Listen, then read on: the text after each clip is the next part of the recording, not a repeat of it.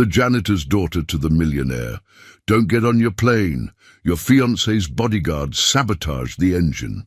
He calls 911. The private airstrip gleamed under the morning sun as Ethan Blackwood checked his Rolex one last time. At 34, he'd built Mindtech into a billion-dollar empire, and today's meeting in Seattle could double that value overnight. His Italian leather shoes clicked against the tarmac as he approached his Gulfstream G650, the flight crew standing at attention. "Everything's ready, Mr. Blackwood," his pilot called. "Weather's clear all the way to Seattle." Ethan nodded, his mind already rehearsing his presentation. He'd worked 18 months on this deal. Nothing could go wrong today. "Mr. Blackwood." "Stop! Please stop!" The high-pitched voice cut through the drone of distant aircraft. Ethan turned to see a small girl, no more than 8 years old, running across the tarmac, her dark pigtails bouncing with each desperate step. Behind her, a security guard jogged in pursuit, his face flushed with embarrassment. "Sir, I'm sorry." The guard began. Ethan raised his hand. "It's fine." Something about the girl's expression made him pause. Pure terror in those wide brown eyes. She skidded to a stop, breathing hard. "Please don't get on your plane," she gasped. "The engine." "Someone." "Broke it." Ethan crouched to her level. "What's your name?" Lucy Martinez." She glanced nervously over her shoulder. "My mom cleans your office building at night. I come with her sometimes." "And how do you know about my plane, Lucy?" Her small hands twisted the hem of her faded blue t-shirt. "I saw him, Ms. Audrey's security man, the tall one with the scar." She pointed to her eyebrow. "He came last night. He was under the plane for a long time." A chill ran through Ethan's body. Marcus Reed, his fiancée Audrey's personal security detail. The ex-military man had always made Ethan uneasy, but Audrey insisted on keeping him around. "Lucy!" A woman in a cleaner's uniform rushed toward them. "I'm so sorry, Mr. Blackwood. She ran away from me." "Mom, tell him," Lucy pleaded. "Tell him about what I said at breakfast." Eleanor Martinez's face drained of color. "Lucy woke up crying this morning. She said she saw Mr. Blackwood's plane falling from the sky. She's been begging to come here since dawn." The pilot had approached, concern etched on his face. "Sir?" Ethan stood slowly, his mind racing. Lucy's earnest expression showed no deception, only genuine fear. And Marcus had been acting strangely. Around the wedding plans, asking odd questions about Ethan's will and company succession. "Call the mechanics," Ethan said quietly. "Full inspection. Now." As the pilot hurried away, Ethan pulled out his phone and dialed 911. "I need to report a possible sabotage attempt at Westfield Private Airfield, Hangar 7. 40 minutes later, Ethan watched in stunned silence as the head mechanic approached, his face grim. In his gloved hand, he held what looked like a small electronic device. "We found this attached to the fuel line, sir," he said, voice low. "It's a remote-triggered incendiary device. Once you reached cruising altitude." He didn't need to finish. Ethan looked back at Lucy, who sat with her mother on a bench near the hangar, a security blanket wrapped around her small shoulders. How could she have known? His phone buzzed. Audrey's smiling face lit up the screen. Next to her contact photo, a text message. "Safe travels, darling. Can't wait to hear about the deal. Love you." Ethan stared at the message as police cars pulled into the airfield, their lights flashing against the morning sun. Someone had tried to kill him today, and somehow a cleaner's daughter had saved his life. The police station hummed with activity as Detective Sandra Hayes slid a cup of coffee across the table to Ethan. Outside the conference room window, the setting sun cast long shadows across the parking lot. It had been 12 hours since Lucy's warning. "So, your fiancé's bodyguard tried to kill you," Detective Hayes stated flatly, her weathered face revealing nothing. That's quite an accusation, Mr. Blackwood. Ethan stared into the black coffee. The device was real. Your bomb squad confirmed it. Yes, but connecting it to Marcus Reed requires evidence. We're checking security footage from the hangar, but so far, nothing conclusive. The door opened and a younger officer stepped in. Detective, we've got Reed in custody. Airport security caught him trying to board a flight to Mexico City. Ethan's blood ran cold. Did he say anything? Nothing, sir. Lawyered up immediately. Detective Hayes sighed. Mr. Blackwood, has your fiancée contacted you since this morning? Ethan pulled out his phone, scrolling through dozens of missed calls, and increasingly frantic texts from Audrey. Where are you? Why aren't you answering? The news is saying something happened at the airfield. Call me. Ethan, please, I'm worried sick. Just let me know you're alive.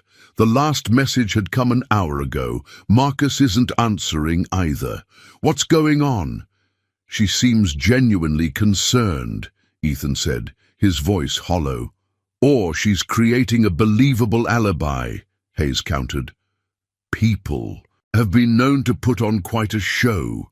A knock on the door interrupted them. Elena Martinez stood in the doorway, Lucy half hidden behind her. I'm sorry to interrupt, Elena said softly, but my daughter wanted to give you something. Lucy stepped forward, holding a crumpled piece of paper. She placed it on the table and pushed it toward Ethan. I drew it this morning, she whispered. After my dream.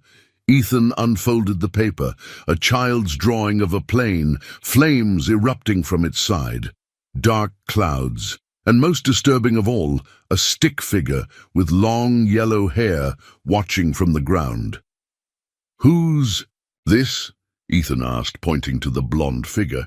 The lady who told the man to hurt your plane, Lucy said, her voice barely audible. I saw her in my dream. She was laughing. Detective Hayes leaned forward. And what did this lady look like, sweetheart? Lucy's eyes met Ethan's. She looks like the pretty lady in the pictures on your desk, Mr. Blackwood. The room fell silent. Ethan's hands began to shake. On his phone, another text from Audrey appeared. I'm coming to find you. I love you. Detective, Ethan said quietly. I think you need to find Audrey before she finds me. As Hayes rushed from the room, Ethan remained frozen, staring at Lucy's drawing. The stick figure with the yellow hair had a small detail he hadn't noticed. At first, a tiny red heart necklace, identical to the one he'd given Audrey on their first anniversary. His entire world was crumbling beneath him, and somehow this child had seen it coming. There's no logical explanation, Mr. Blackwood. Dr. Margaret Wilson removed her glasses, rubbing the bridge of her nose.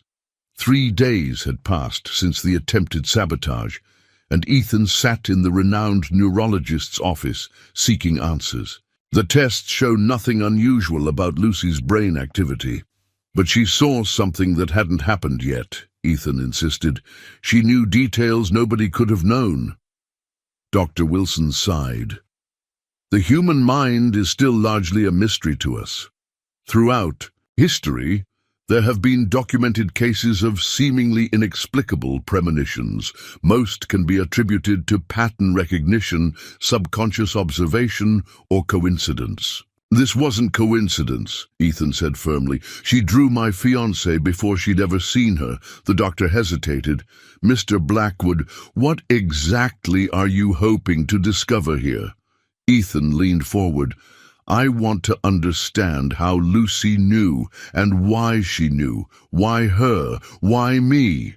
Perhaps those questions don't have scientific answers, Dr. Wilson replied gently. Sometimes we simply have to accept the mystery. Outside the medical center, Ethan found Elena and Lucy waiting on a bench.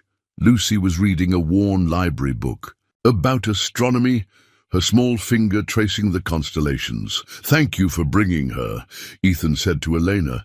I hope it wasn't too disruptive. Elena shook her head. Lucy wanted to come. She's been different since that morning, more quiet. Ethan knelt before Lucy. The doctor says you're perfectly healthy. Lucy looked up from her book. Did she say why I can see things sometimes? No, she didn't have an answer for that.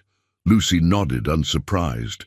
Grandma Rosa said some people just have gifts. She could feel rain coming in her bones 3 days early. Ethan smiled. That's quite a talent. Mine's scarier, Lucy whispered, her eyes dropping to her book. I don't like seeing bad things before they happen. Something in her tone made Ethan's skin prickle. Lucy, have you seen something else? The girl hesitated, then nodded almost imperceptibly. Last night, but Mom says I shouldn't tell you because you have enough worries. Eleanor sighed. Lucy, please. It's okay, Ethan assured her. Lucy, whatever you saw, you can tell me. Lucy closed her book. I saw the blonde lady again. She was in a dark room with lots of papers. She was angry, saying your name over and over. Was there anything else? Ethan asked, trying to keep his voice steady. She was talking to someone on the phone, she said. Lucy glanced at her mother. She said they needed a new plan because the first one failed. Ethan's phone vibrated in his pocket. An unknown number. He answered cautiously. Mr. Blackwood, Detective Hayes's voice crackled through the speaker. We've got a problem. Audrey Wilson posted bail for Marcus Reed this morning. Both of them have disappeared. As Ethan absorbed this news, Lucy touched his arm gently. There's one more thing I saw, Mr. Blackwood. Numbers. I kept seeing numbers in my dream. What numbers, Lucy? 7, 8, 4, 5, 9, 2. Over and over again. Her brow furrowed. Do they mean anything to you? Ethan felt the blood drain from his face. 7, 8, 4, 5, 9, 2. The access code to his company's secure server, where all of Mindtech's proprietary technology was stored. I have to go, he said, already dialing. His security chief. As he turned to leave, Lucy called after him. Mr. Blackwood, in my dream, you weren't alone. There was someone helping you, someone with a bright light around them. Ethan paused. Did you see who it was? Lucy shook her head. No, but they were important, really important. As Ethan hurried to his car, he couldn't shake the feeling that his life had veered into territory beyond his understanding. And somehow, this child was his guide.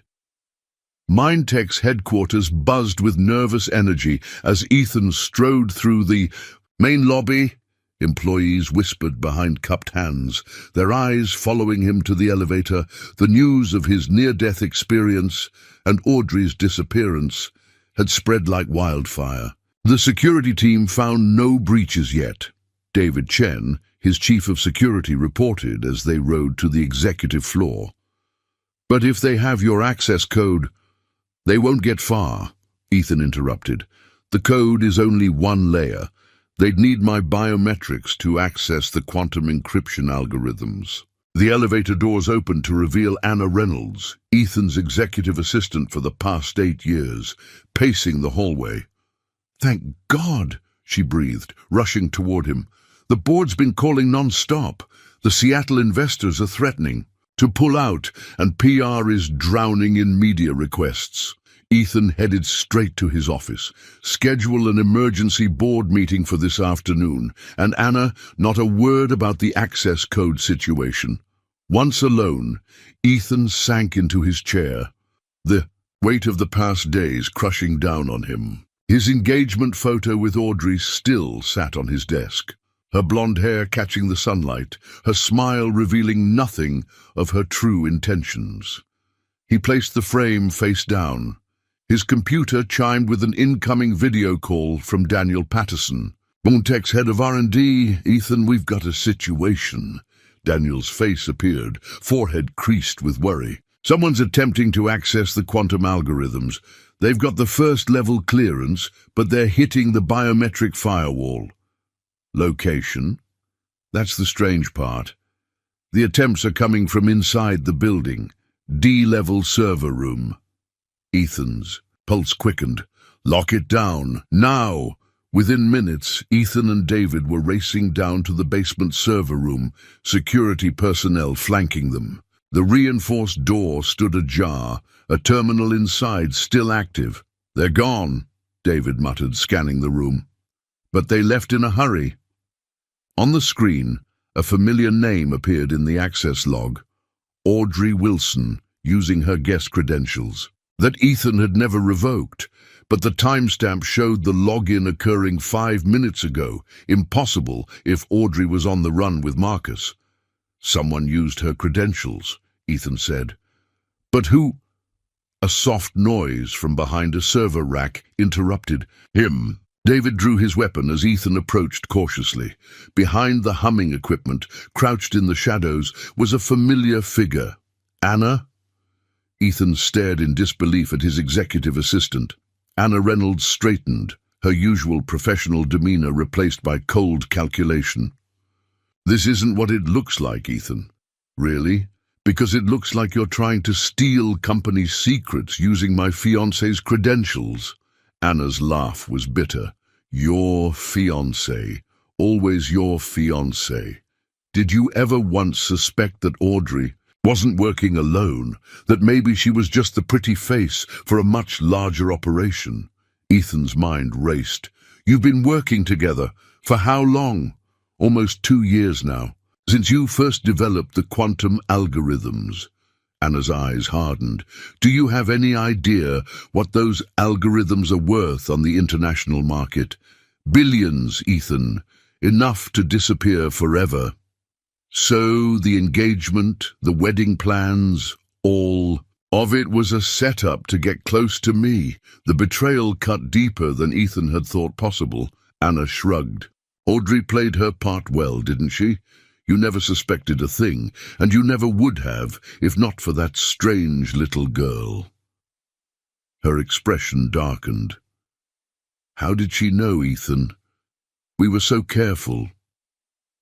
Before Ethan could respond, David stepped forward, handcuffing Anna. "Ms. Reynolds, you're being detained for corporate espionage and conspiracy to commit murder."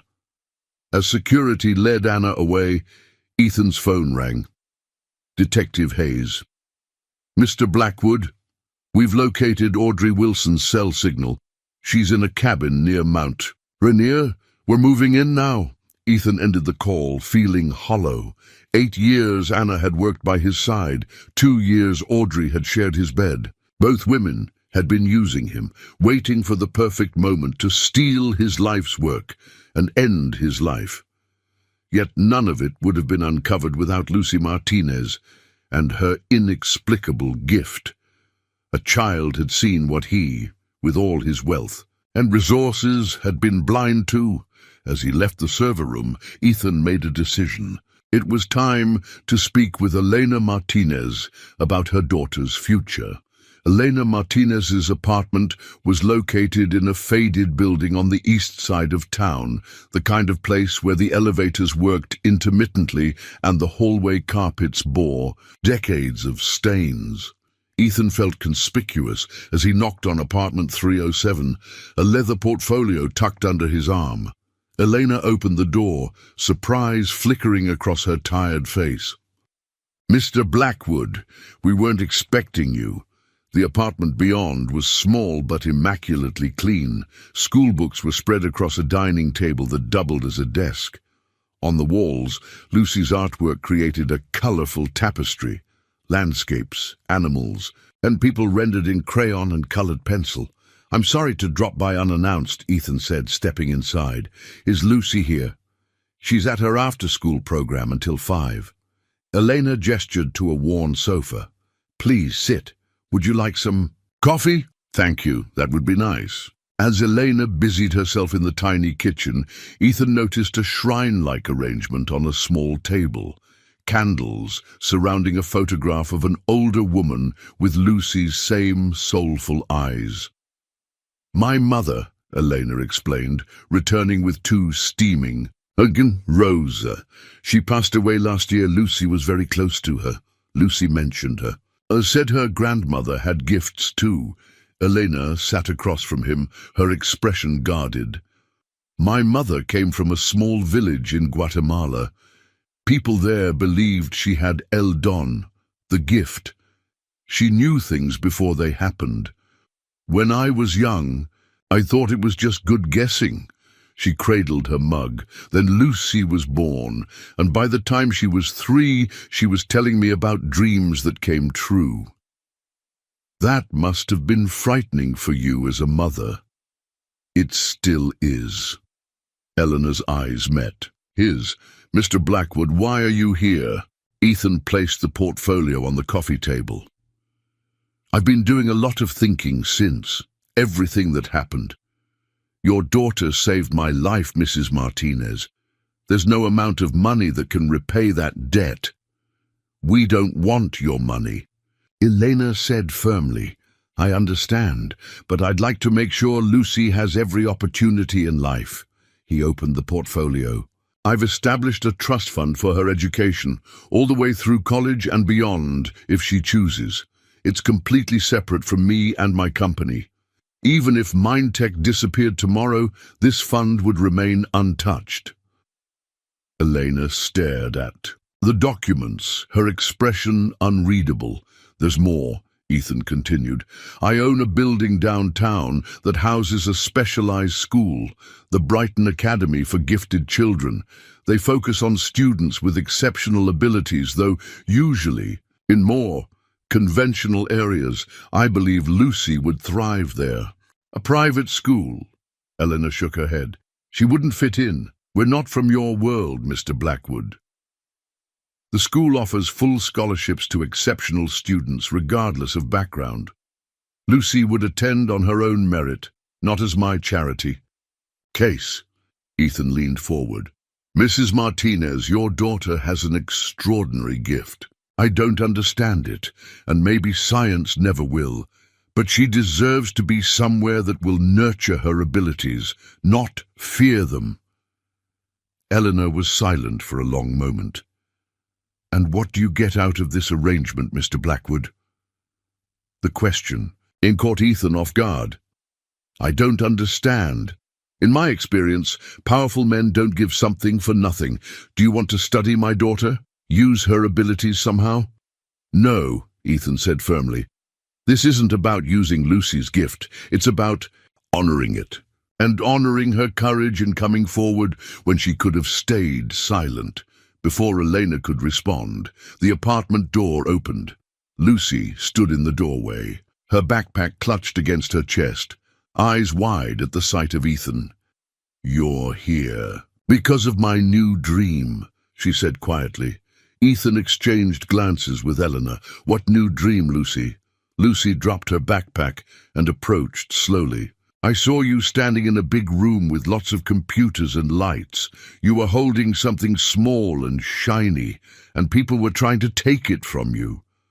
Her voice dropped to a whisper. Bad people, Mr. Blackwood. With guns. Elena moved to her daughter's side.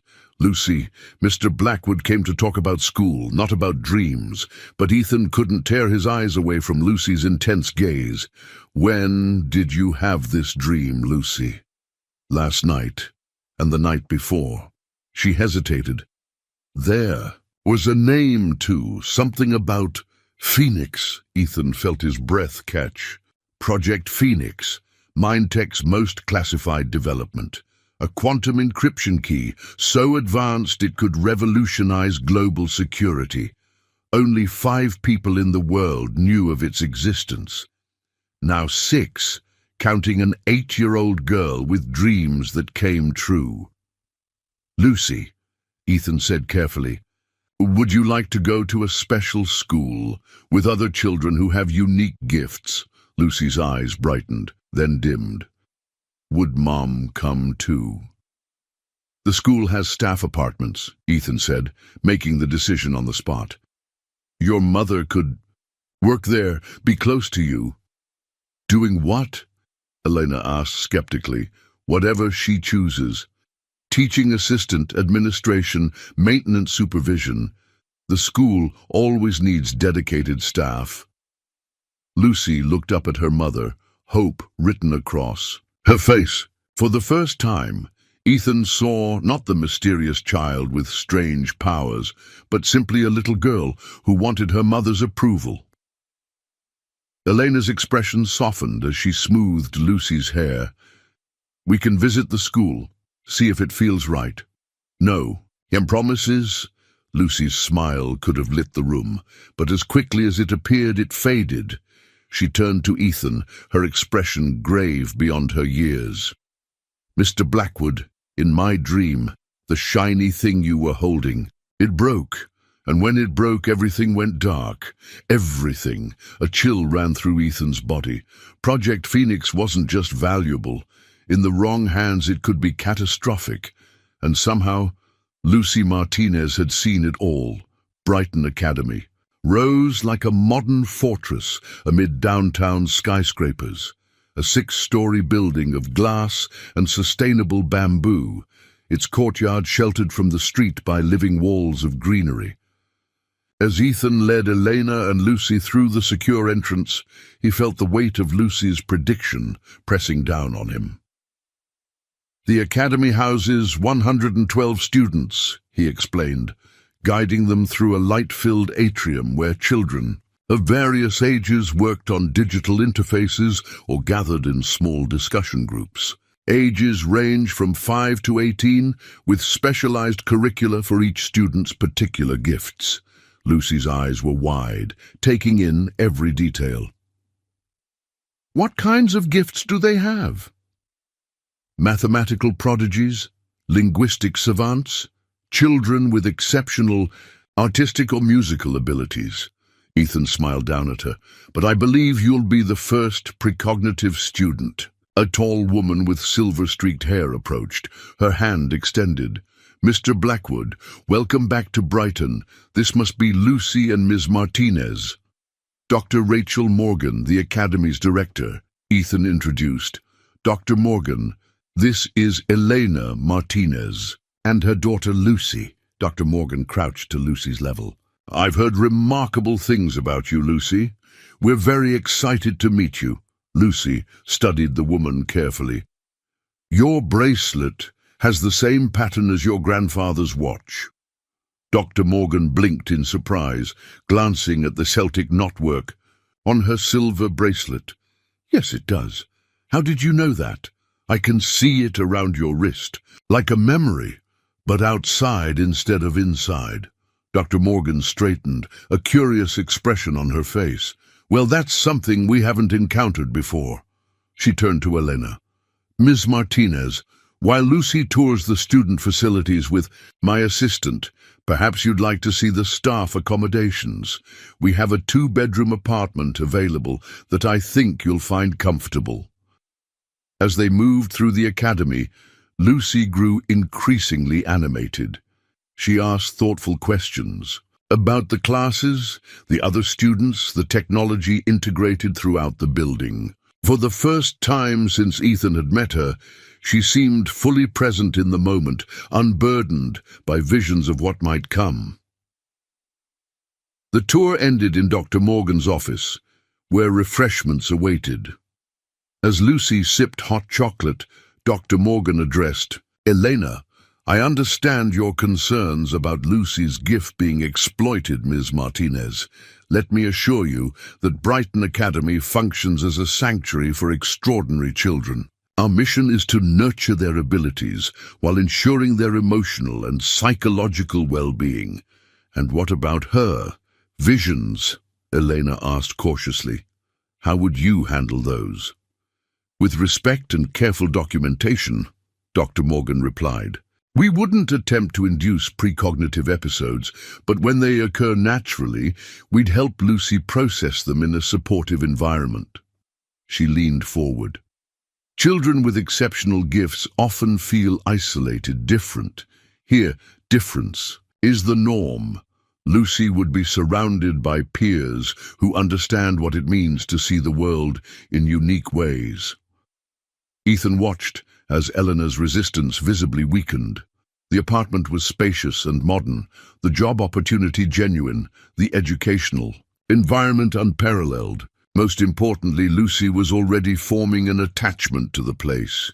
"We could start next semester," Eleanor said finally. "Give us time to prepare, to say goodbye to our old life." Dr. Morgan nodded. "Of course, we'll hold the position and apartment. For you." Lucy, who had been unusually quiet for the past few minutes, suddenly spoke. "It needs to be sooner." 3 pairs of adult eyes turned to her. "What do you mean, sweetheart?" Eleanor asked. "We need to be here sooner, before the bad thing happens."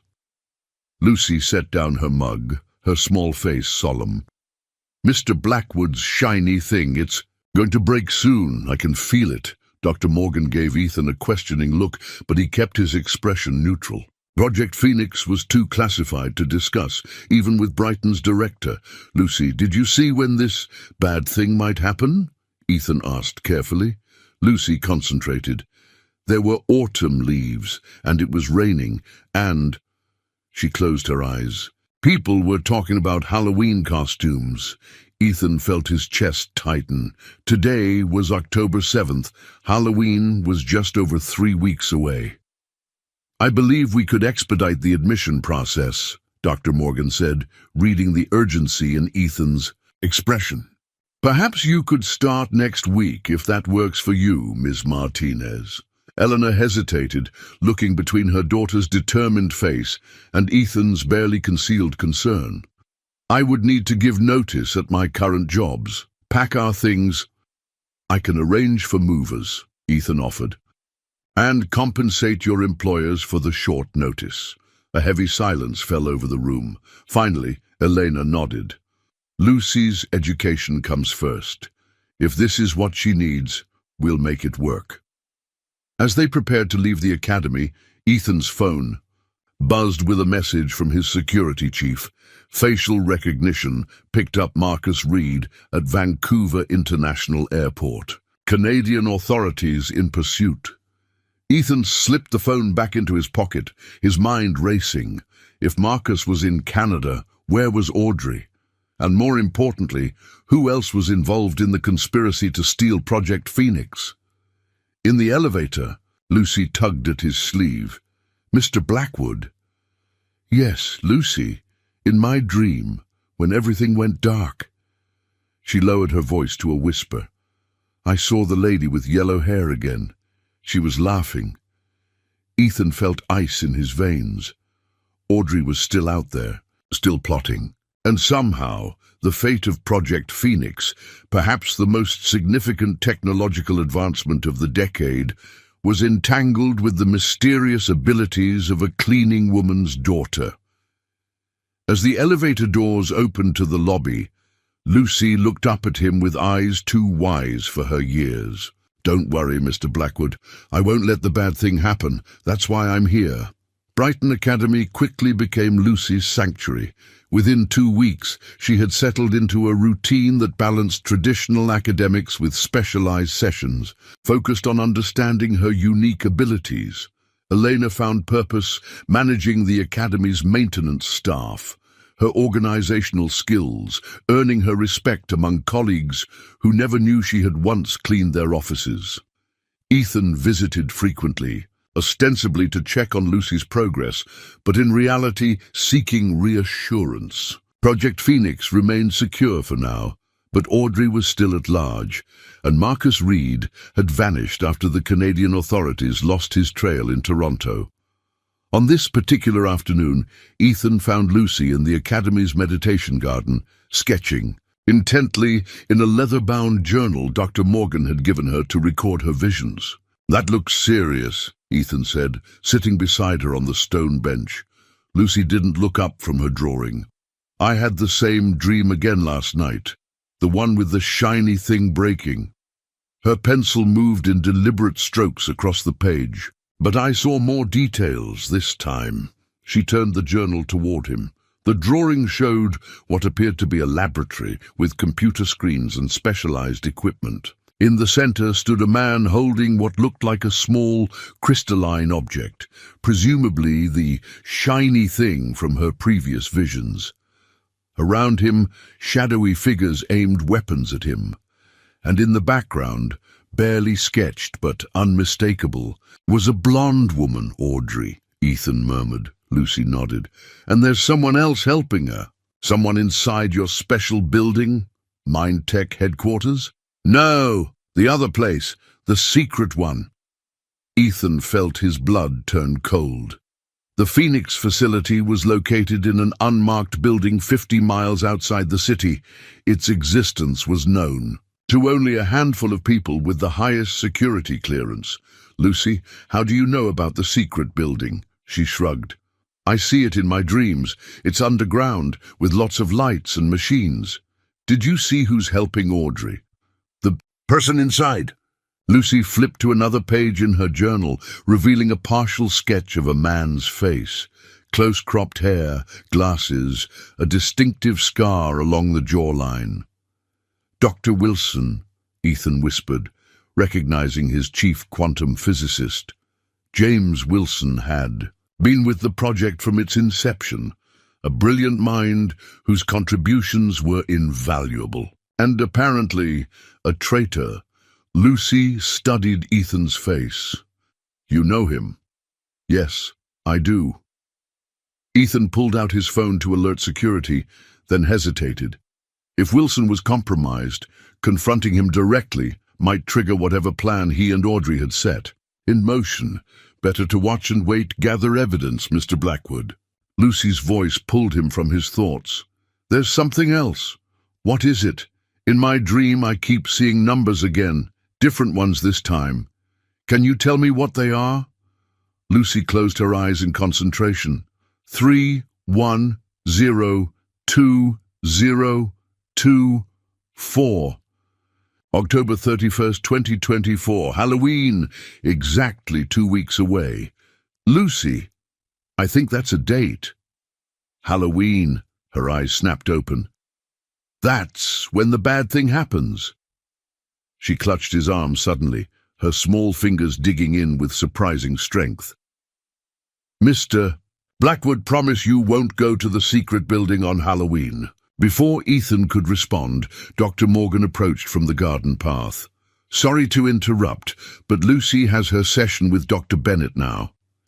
Lucy gathered her journal, giving Ethan one last worried look before following Dr. Morgan into the building. Alone in the garden, Ethan called David Chen. I need surveillance on James Wilson. Discreet round-the-clock monitoring, and I want the security protocols at the Phoenix facility quadrupled. Something happening I should know about, boss? David asked. Ethan watched Lucy's small figure disappear into the academy, just taking precautions based on some new information.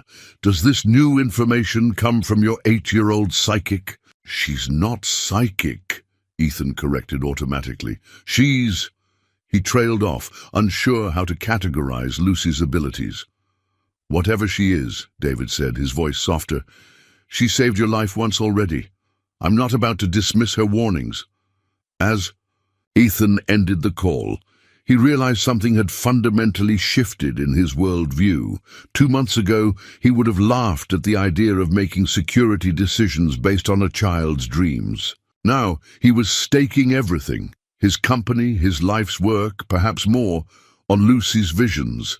And strangest of all, he felt absolutely certain he was doing the right thing. The Phoenix facility hummed with activity as Ethan entered through the biometric security gates.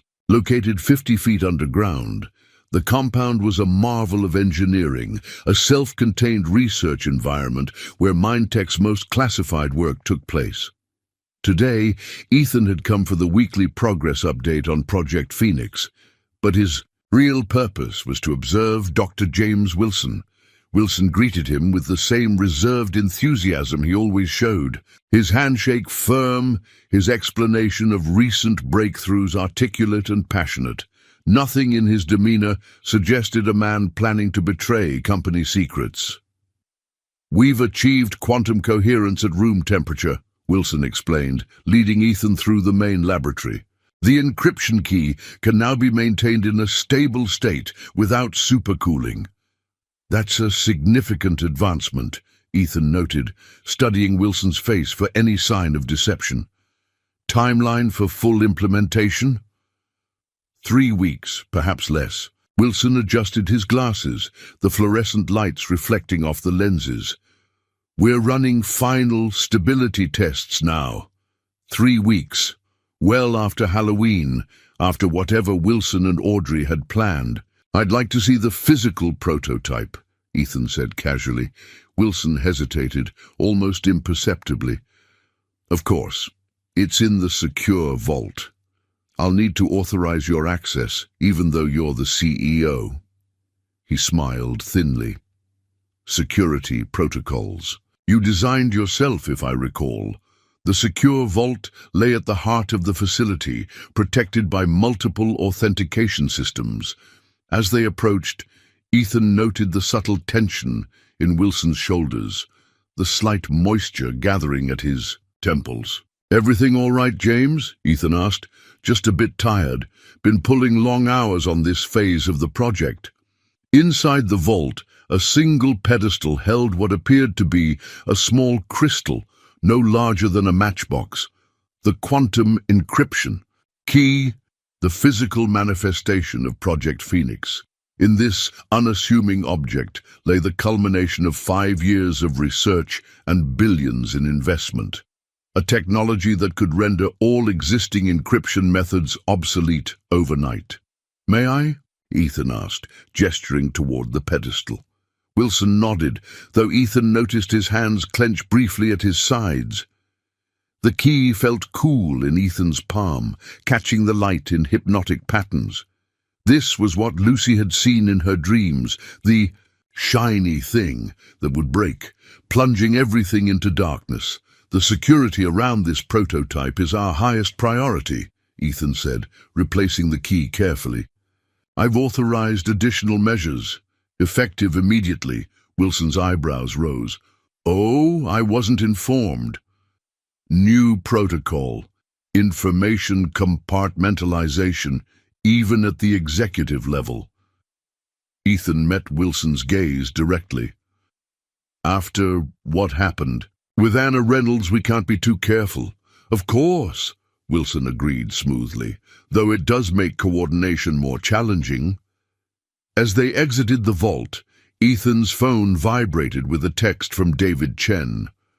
Wilson made 3 calls to Burner. Phones last week. Tracking their locations now. Also, check your email. Found something in his financials. "I need to take this," Ethan said, stepping away. "Continue the tour without me. I'll catch up." Alone in a secure conference room, Ethan opened the email. From David, Wilson had received 5 large deposits to an offshore account over the past 3 months, totaling nearly $20 million. The source was expertly hidden, but David's team had traced it to a shell company with possible connections to a technology conglomerate based in Shanghai. This wasn't just corporate espionage, it was international technology theft on a massive scale. Ethan called Detective Hayes, bringing her up to speed on the new developments. "We can arrest Wilson today," she offered. "We have enough evidence with the financial transactions." "No," Ethan decided. "If we move too soon, we might lose. The connection to Audrey and whoever else is involved. Let's wait. Watch his movements." "That's risky, Mr. Blackwood. If he succeeds in stealing or damaging the prototype, he won't," Ethan assured her, though his confidence was largely bluster. "The new security measures will prevent any unauthorized access to the key." As he ended the call, Ethan found himself thinking of Lucy's drawings, the laboratory, the armed figures, Audrey in the background, all pointing to a confrontation on Halloween night, 2 weeks away. His phone buzzed again. A text from Elena. "Lucy had another episode at school. She's asking for you. Can you come?" 20 minutes later, Ethan sat in Dr. Morgan's office, where Lucy curled in an oversized armchair, her face pale, hands trembling slightly as she clutched her journal. She collapsed during mathematics class. Dr. Morgan explained softly.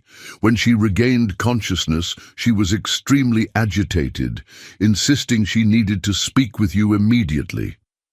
"They're coming sooner," Lucy said without preamble, her voice steady despite her obvious distress.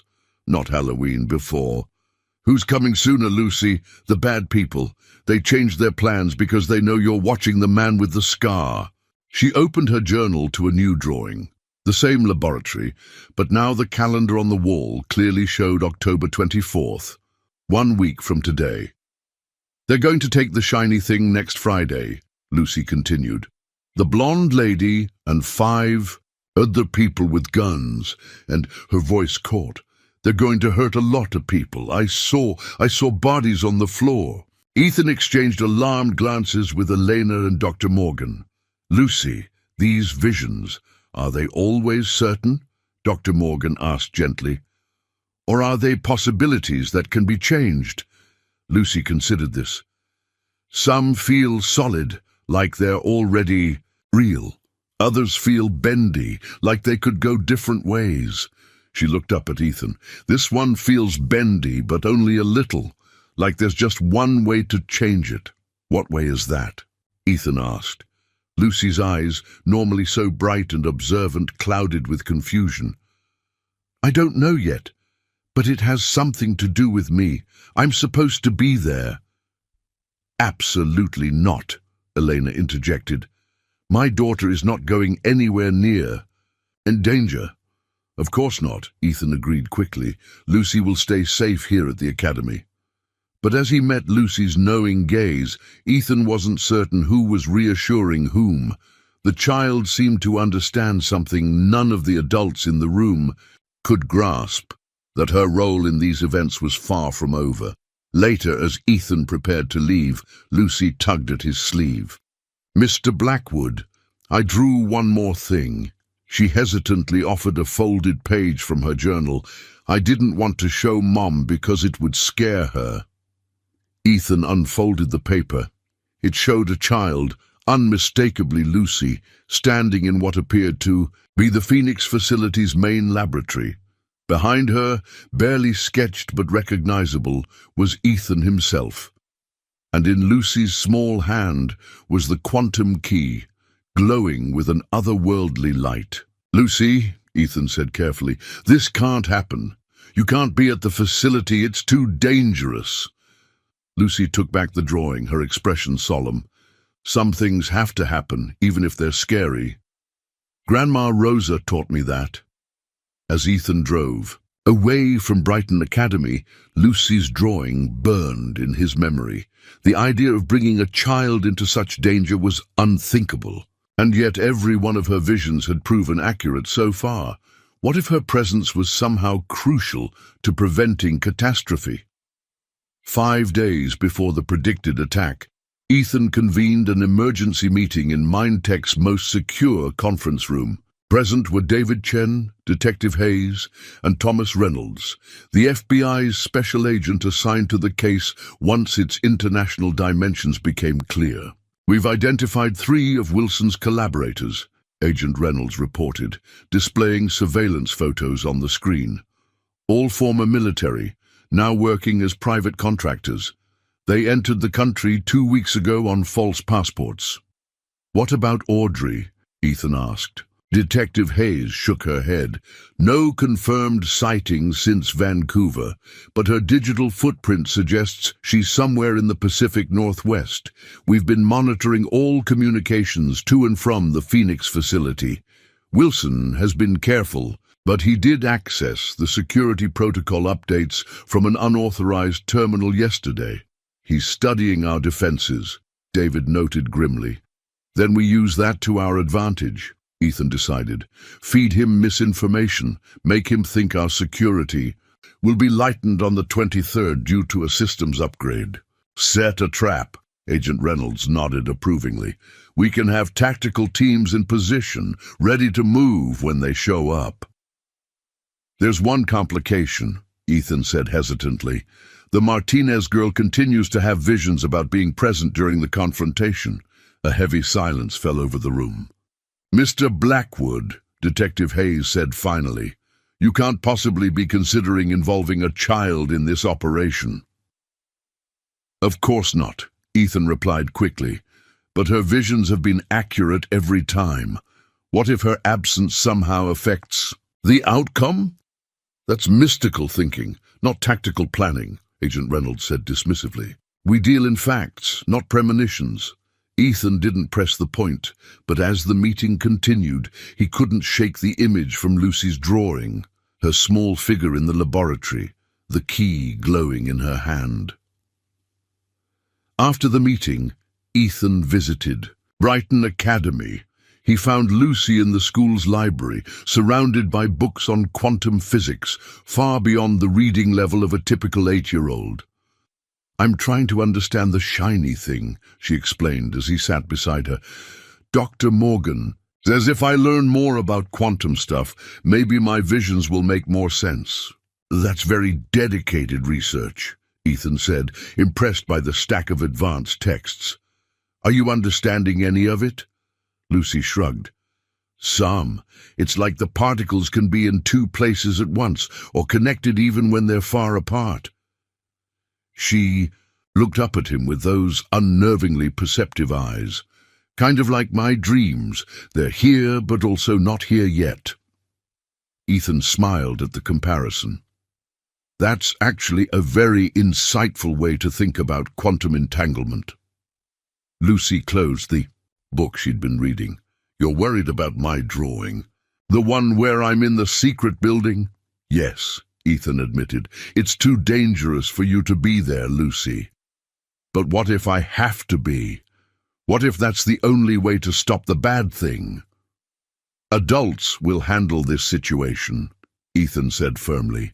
"Your job is to be safe." Lucy studied him for a long moment. "When I had my first vision about your plane, I told Mom I was scared to tell you. I thought you wouldn't believe me, or you'd think I was weird." "What did she say?" "She said sometimes we have to be brave and do the right thing, even when it's scary or people might not understand." Lucy's small fingers traced patterns on the book cover. "I think this is like that. I'm supposed to help, even if it's scary." Ethan felt torn between admiration for her courage and horror at the thought of putting her in harm's way. "Lucy, I promise I'm taking your visions seriously. We're preparing for exactly what you saw." "Not exactly," she corrected softly. "In my vision, I'm there too." Before Ethan could respond, Dr. Morgan appeared with Elena, signaling the end of their conversation. As Lucy gathered her books, she whispered, "3 more sleeps until the bad day, Mr. Blackwood. Please be careful." That night, in his penthouse apartment, Ethan couldn't sleep. The weight of responsibility for Mindtech, for Project Phoenix, for Lucy's safety, pressed down on him like a physical force. He found himself standing at the floor-to-ceiling windows, staring out at the city lights scattered like stars beneath. His phone rang. "David Chen." "We've got movement," David reported without preamble. Wilson copied the facility's blueprints to a secure drive, then deleted his digital footprint. "And we've confirmed Audrey Wilson entered Washington State 2 days ago. She's here, Ethan. The pieces are moving into place." After ending the call, Ethan made a decision. He opened his laptop and accessed Brighton Academy's security protocols, creating a temporary access credential. If Lucy's vision proved accurate, if her presence was somehow crucial, he wanted the option available, controlled by him alone. He told himself it was just a precaution, a contingency he would never actually use. But as he finally drifted towards sleep, Lucy's solemn face floated in his mind, her words echoing. "Some things have to happen, even if they're scary." October 24th dawned grey and sullen, autumn rain tapping an irregular rhythm against the windows. Of the Phoenix facility's above-ground entrance, Ethan arrived before dawn, reviewing the security posture with David Chen as FBI tactical teams took their positions, disguised as maintenance personnel and regular security staff. "Wilson just badged in," David reported, checking the security feed. He's acting normal, but his heart rate is elevated according to his biometric data. He knows it's today, Ethan murmured. Keep the surveillance tight but unobtrusive. We want him to think everything is proceeding according to his plan. By mid-morning, the facility had settled into its routine. Scientists and engineers going about their work seemingly unaware of the tension humming just beneath the surface. Ethan remained in the security center, monitoring both Wilson's movements and the Quantum Key's secure vault, which showed no unusual activity. At 11:47 a.m., his phone buzzed with a text from an unknown number. "I know what you did to Marcus. You'll pay today." Audrey, trying to rattle him. Ethan deleted the message, without responding. At 1:15 p.m., the first sign of trouble appeared. 3 delivery vans pulled into the facility's loading dock, their credentials checking out against the system. But the weight distribution registered by the dock's sensors didn't match the manifests. "Those vans are carrying people, not equipment," David said, immediately alerting the tactical teams. Before they could move, the facility's lights flickered, then stabilized. "What was that?" Ethan demanded. "Someone's trying to access the emergency protocols," a technician reported. "They're attempting to trigger a system-wide shutdown." Wilson, Ethan realized. He's making his move earlier than expected. The radio crackled with Agent Reynolds' voice. "We've got armed suspects exiting the delivery vans, moving to intercept." The security center erupted into controlled chaos as the FBI team engaged the intruders at the loading dock. On the monitors, Ethan watched Wilson abandoning his workstation and heading toward the secure vault. "He's going for the key," Ethan said, already moving toward the door. "I'm going to the vault. Lock down his access." "Sir, you should stay here, where it's safe," David protested. "If he has inside help, the vault could be compromised. I need to secure the prototype personally." The journey to the vault level took Ethan through corridors now pulsing with emergency lights, the facility's automatic lockdown procedures initiated by the security breach. He passed frightened employees huddling in designated safe rooms, FBI agents moving in tactical formation, their weapons drawn. As he rounded the final corner to the vault anteroom, a familiar figure stepped into his path. "Hello, darling," Audrey said, a pistol aimed steadily at his chest. "Surprised to see me?" Ethan froze. Audrey looked different from the woman he'd known, harder, her designer clothes replaced by tactical gear, her blonde hair pulled back severely. "And from her face, not really," he replied, keeping his voice even. "I've been expecting you." "So gallant," she smirked. "Always the perfect gentleman, even when faced with the woman who tried to kill you." "Why, Audrey? Was it always about Phoenix?" "It was always about the money, Ethan. 20 billion on the international market for quantum encryption technology that can break every existing security system." She gestured with the gun. "Now move. We're going to the vault, and you're going to open it for me. The FBI has the building surrounded. You won't make it out." "I've got that covered," Audrey said confidently. "Did you really think Wilson was my only inside help? Your security has more holes than you realize." As she forced him toward the vault, Ethan's mind raced, calculating options. The special access badge in his pocket would open the vault, but once inside, Audrey would have what she came for, and no more need for him. The vault's reinforced door came into view, and standing before it was James Wilson, working frantically at the control panel. "Problems?" Audrey asked sharply. Wilson looked up, his face tense. "They've changed the encryption. I can't override it. Lucky for you, I brought the key." Audrey pushed Ethan forward. "Open it, now!" Ethan hesitated, buying time. "The security protocols. Now, Ethan, or I start shooting your employees one by one." The cold detachment in her voice left no doubt she meant it. Slowly, Ethan reached for his badge As he did, the lights flickered again, more pronounced this time. The facility's entire electrical system seemed to shudder, displays blinking out before restarting.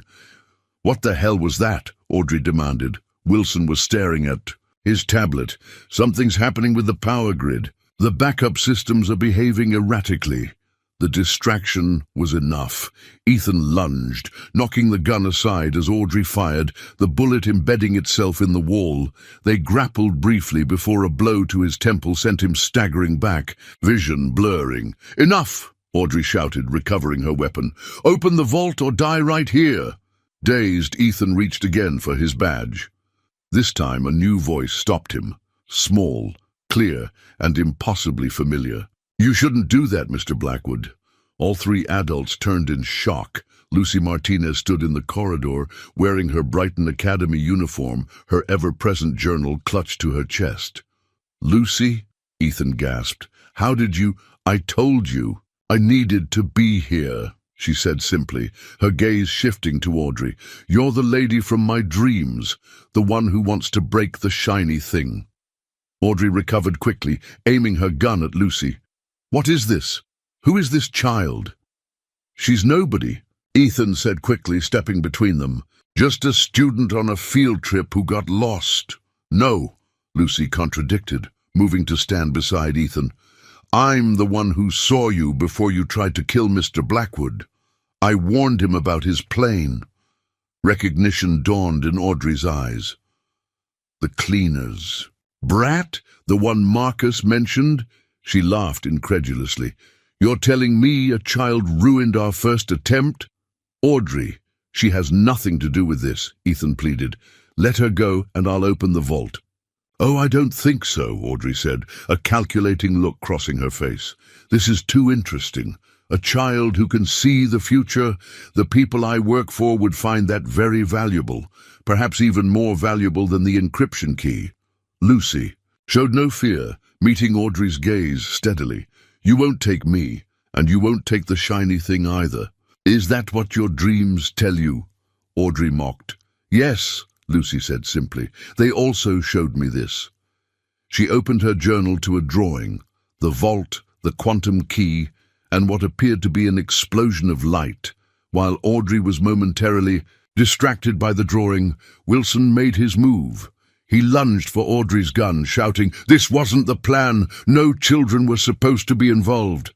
The gun discharged in the struggle, the bullet striking a control panel. Sparks erupted as alarms began to wail throughout the facility. "Security breach in the primary power core," an automated voice announced. "Quantum containment failure imminent. Evacuate immediately." Wilson's face went ashen. "The bullet hit the main reactor controls, the feedback loop. It's destabilizing. The quantum matrix." "What does that mean?" Audrey demanded, still holding the gun, though now it wavered between Wilson and Ethan. "It means in about 3 minutes, this facility's power core will create a localized quantum event that will destroy everything within half a mile," Wilson explained, panic rising in his voice, "including the prototype." Audrey's composure finally broke. "Fix it now!" "I can't," Wilson said, already backing away. "Nothing can stop it now."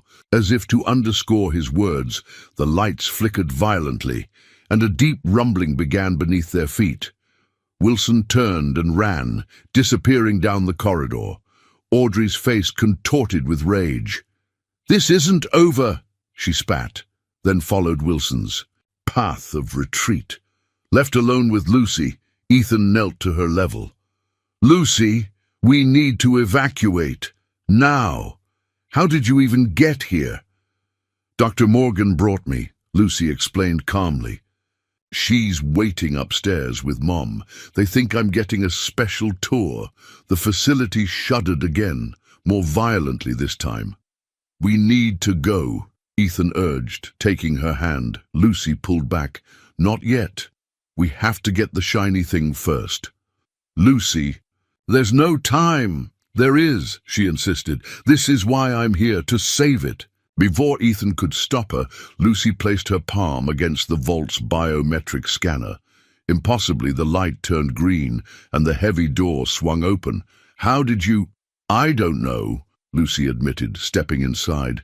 "I just knew it would work." The quantum key sat on its pedestal, pulsing with an eerie blue light as the facility's systems continued to deteriorate around them. Lucy approached it reverently, reaching out her small hand. "Lucy, don't touch it," Ethan warned. "The quantum field is unstable." But Lucy was already lifting the key from its stand. As her fingers closed around it, something extraordinary happened. The key's erratic pulsing steadied, its glow becoming more uniform, more controlled. "It likes me," Lucy said, wonder in her voice. "It doesn't want to break anymore." Ethan stared in disbelief as the facility's alarms suddenly silenced, the rumbling beneath their feet subsiding. On the status panels, error messages began clearing one by one. "Quantum containment restabilizing," the automated system announced. "Emergency protocols deactivated." It was impossible. The quantum field couldn't be manipulated by human touch, yet somehow Lucy had done exactly that.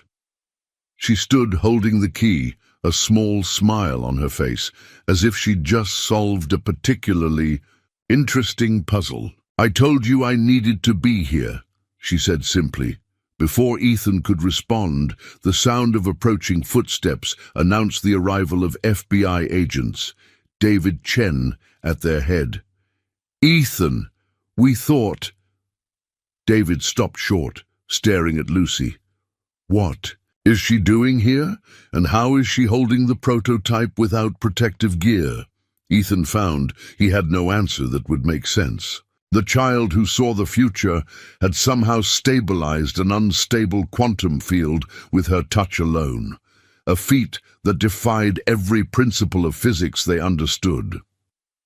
As the agents secured the area, Ethan knelt before Lucy. "You saved it," he said, softly. "You saved everything." Lucy carefully placed the key back on its pedestal, though its glow seemed to linger on her fingertips for a moment. "It's not over yet, Mr. Blackwood. The blonde lady got away." "We'll find her," Ethan assured her. "The important thing is you're safe, and so is the prototype." Lucy shook her head, her expression suddenly solemn beyond her years. "She'll come back, and next time she won't be after the shiny thing." Her eyes met his, filled with the wisdom no child should possess. "She'll be coming for me." 3 days after the attack on the Phoenix facility, Ethan sat in Dr. Morgan's office at Brighton Academy, watching through the window as Lucy played with other children in the courtyard. She seemed so normal now, laughing, running, her face alight with the simple joy of childhood games. How could this be the same girl who had held advanced quantum technology in her small hands and somehow stabilized it through touch alone? "The tests are complete," Dr. Morgan said, sliding a folder across her desk. "And frankly, Mr. Blackwood, they've raised more questions than answers." Ethan opened the folder, scanning the results of the extensive evaluations Lucy had undergone since the incident. Brain scans, cognitive tests, even genetic analysis, all authorized by Elena in the hope of understanding what had happened at the facility. "Her neurological patterns are unprecedented," Dr. Morgan continued, "particularly in the areas associated with temporal perception.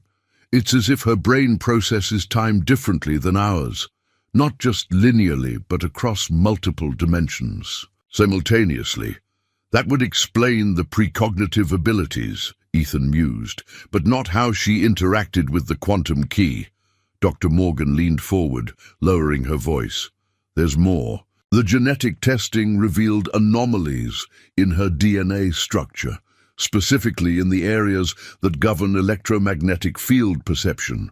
In simple terms, Lucy appears to have a natural ability to sense and influence quantum states." "That's impossible," Ethan protested. "Quantum manipulation requires specialized equipment, extreme conditions. Yet we all witnessed her stabilize the prototype with her bare hands," Dr. Morgan reminded him. Sometimes the impossible simply means we don't understand the mechanisms. And yet, Ethan closed the folder, troubled. What does this mean for Lucy? It means she's unique, perhaps the first of her kind that we're aware of. A human being naturally attuned to quantum fields. Dr. Morgan's expression softened. It also means she'll need extraordinary protection if others discover what she can do.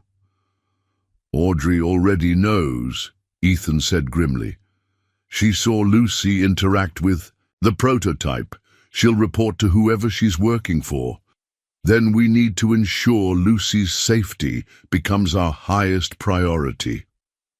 Through the window, Ethan watched as Lucy suddenly stopped playing, her head tilting as if listening to something only she could hear.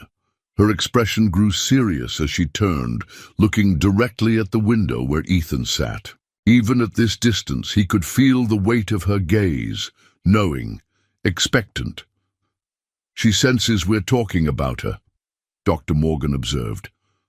Her awareness extends beyond normal perception in ways we're only beginning to understand. Elena entered the office, taking a seat beside Ethan. Since the incident, she had aged visibly, worry lines etching themselves more deeply around her eyes. The FBI agent was here again this morning, she said without preamble, asking more questions about Lucy's abilities. I don't trust him.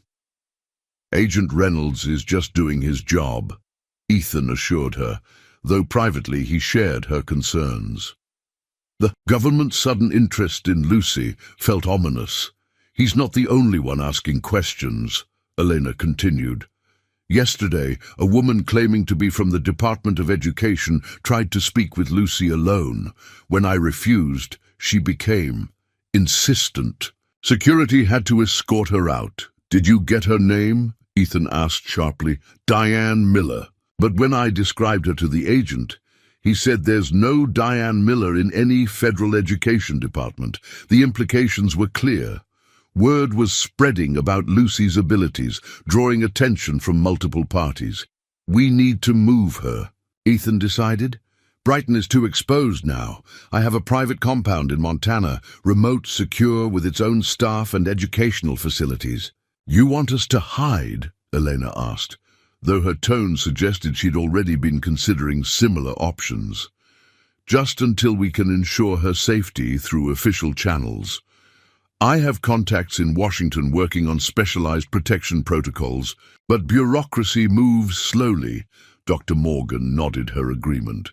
Brighton was designed for gifted children, but Lucy's situation goes beyond our security capabilities now. I believe Mr. Blackwood's suggestion is prudent. Elena looked out at her daughter, who was now sitting alone on a bench, drawing in her journal. When do we leave? Tonight, Ethan said. My jet is being prepared as we speak. 3 hours later, Lucy sat in Ethan's office at MindTech headquarters, watching with curious eyes as he completed the arrangements for their departure. Elena was at their apartment, packing essential belongings with the help of David Chen's security team. You're worried, Lucy observed, setting aside her journal, about the blonde lady. Yes, Ethan admitted, seeing no point in hiding the truth from someone who could likely sense it anyway. Audrey is still out there, and she's seen what you can do. She thinks I'm like the shiny thing, Lucy said matter-of-factly. Something valuable to take. The child's insight was unsettling. That's why we're going somewhere safe, a place where she can't find you. Lucy considered this, then shook her head slowly. It won't work, Mr. Blackwood. Hiding, I mean. Why not? Because she's not working alone. She has friends in important places.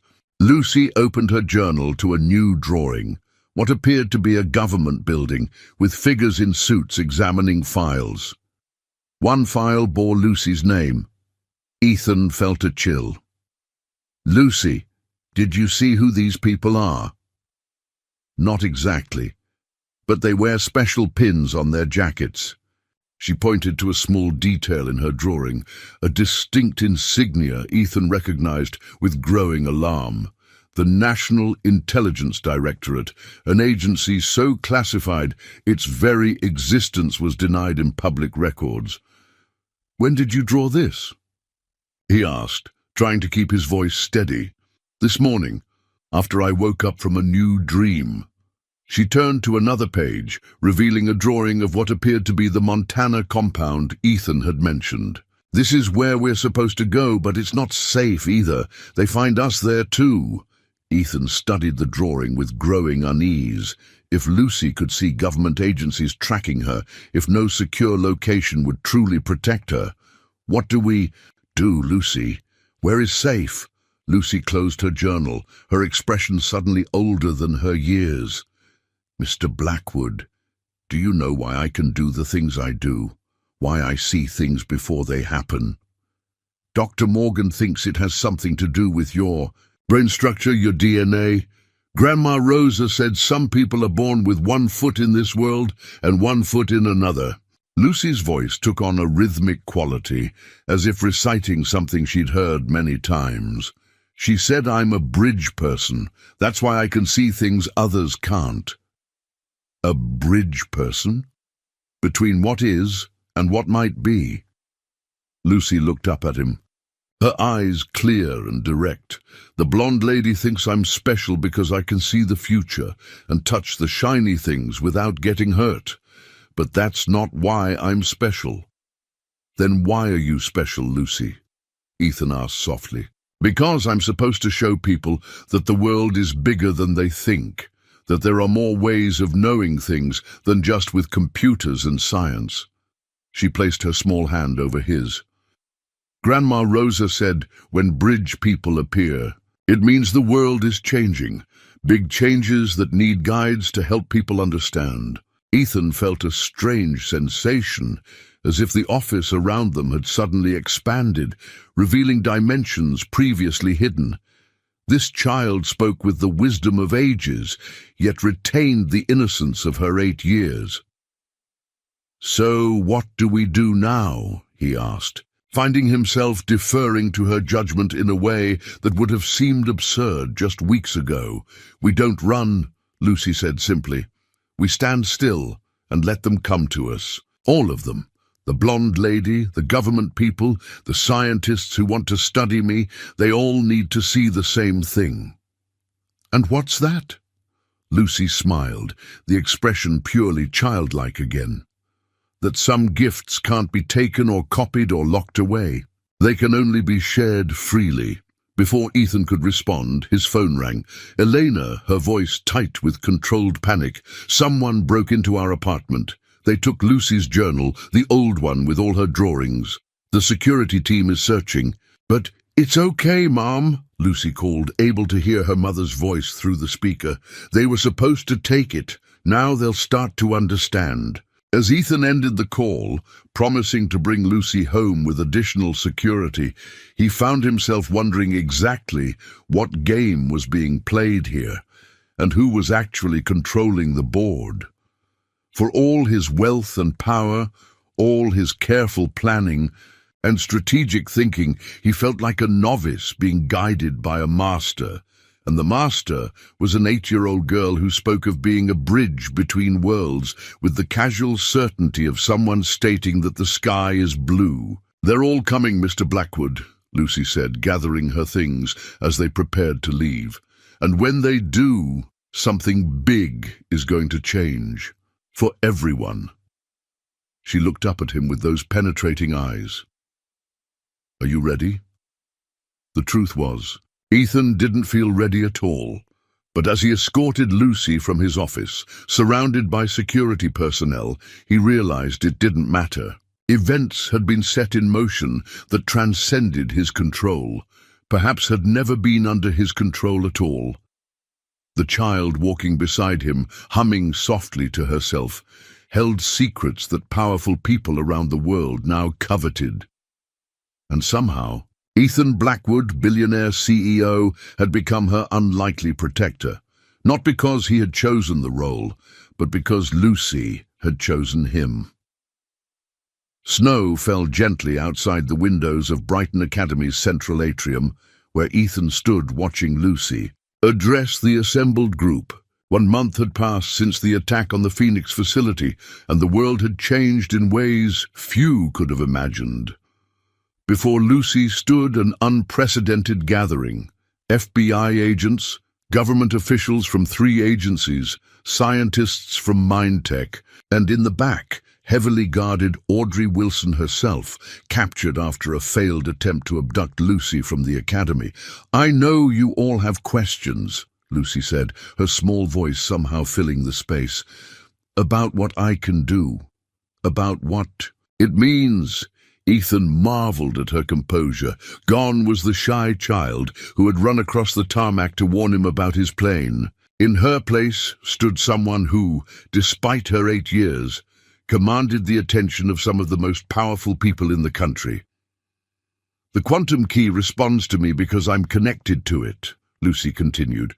"Not just to it, but to all the places where quantum states exist. Dr. Morgan calls me a natural quantum observer." A government official leaned forward. "Are there others like you?" "Not yet," Lucy answered simply, "but there will be. That's why I'm here, to help you understand what's coming." She opened a new journal, a replacement for the one stolen from her apartment, and displayed a drawing. It showed children of various ages, each surrounded by a distinctive glow, standing among adults in what appeared to be classrooms, laboratories, and ordinary homes. "The world is changing," Lucy said. "The barriers between what you call reality and possibility are getting thinner. More children like me will be born. They'll see things differently, understand things differently. Is this a threat?" someone asked from the government section. Lucy smiled, the pure, uncomplicated smile of a child. "It's an invitation to see the world as bigger than you thought." From her seat in the front row, Elena watched her daughter with tears in her eyes. Beside her sat Dr. Morgan, frantically taking notes. "Your quantum encryption technology," Lucy addressed the MindTech scientists, "is just the beginning. There are other bridges between worlds that humans can build. I can show you." Audrey, who had maintained a stony silence, finally spoke. "She's not just a security asset. She's the key to everything we've been seeking." Her voice held no malice, now only wonder. "The people I worked for, they sensed something was coming. They just didn't know what. And now they never will," Ethan said quietly. "Project Phoenix has been placed under international protection. And so has Lucy." 3 days earlier, an unprecedented joint resolution had established the Quantum Perception Initiative, a global cooperative effort to understand and protect emerging quantum-sensitive individuals. Brighton Academy would serve as its first headquarters, with Lucy as both subject and advisor. Lucy closed her journal, looking directly at Ethan. "Mr. Blackwood saved my life when he believed me about his plane. Now I get to help save lots of lives by teaching people about the bridges." As the meeting concluded, Ethan found himself standing with Elena, watching Lucy demonstrate quantum perception concepts to fascinated scientists. "Are you afraid for her?" he asked softly. Elena shook her head. "Not anymore. Rosa always said Lucy would change the world. I just never understood how literal that would be." Lucy looked up, catching their gaze. For a moment, Ethan glimpsed something ancient and knowing in those young eyes, a wisdom that transcended her years, perhaps even this reality. "The thing about being a bridge," Lucy had told him the night before, "is that you don't just connect places, you connect people, you help them cross over to new understandings." As snow continued to fall outside, blanketing the world in pristine white, Ethan understood that this was not an ending, but a beginning. Lucy Martinez, the cleaner's daughter, with dreams that came true, had opened a door that could never be closed again. And through that door, a new future awaited, one where the boundaries between science and mystery, between knowing and believing, would never be quite so rigid again.